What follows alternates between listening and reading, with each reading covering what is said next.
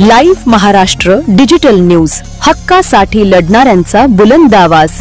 परभणी जिल्हाधिकारी कार्यालयात गुरुवारी दिनांक 28 अगस्त 2025 को नूतन जिल्हाधिकारी संजय चव्हाण यांचे स्वागत करण्यात आले, तर बदलीनिमित्त माजी जिल्हाधिकारी रघुनाथ गावडे यांना भावपूर्ण निरोप देण्यात आला।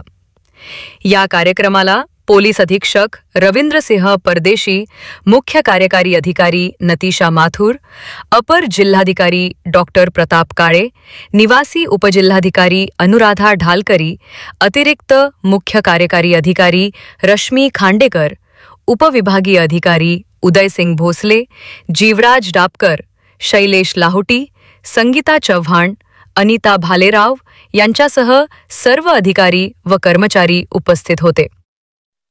जिल्हाधिकारी संजय चव्हाण यांनी रघुनाथ गावडे यांना पुढील वाटचालीसाठी शुभेच्छा दिल्या, तर गावडे यांनी 2 वर्षांच्या कार्यकाळातील पीक विमा, निवडणुका आणि विविध योजनांची आठवण सांगत परभणी जिल्हा कायम स्मरणात राहील असे मनोगत व्यक्त केले।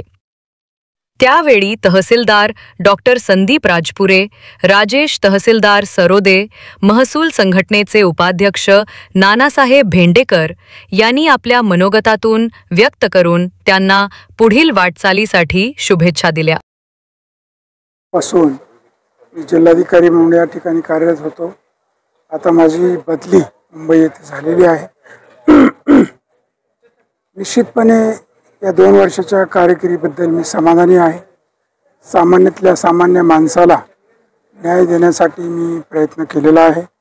जिल्ह्यामध्ये काही चांगली कामं निश्चितपणे केलेली आहेत, त्यामुळे या 2 वर्षाच्या कामाबद्दल मी खूप समाधानी आहे।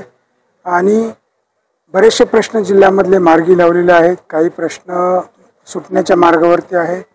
मग सेलूचं भूसंपादन असेल, वेगवेगळे कार्यक्रम असतील, निवडणुका असतील, पदभरती असेल, या ठिकाणी आपण चांगल्या पद्धतीने काम केलेलं आहे।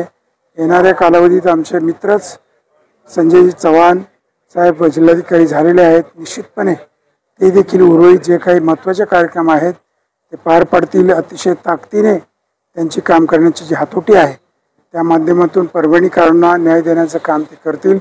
एकूणच मला या माझ्या 2 वर्षाच्या कारकिर्दीमध्ये माझे सर्व सहकारी अधिकारी, कर्मचारी, पोलीस अधिकारी, पोलीस SP, जिल्हा परिषद CO आणि सर्वच अधिकाऱ्यांनी चांगली साथ दिली, त्यामुळे एक चांगलं काम करू शकलो।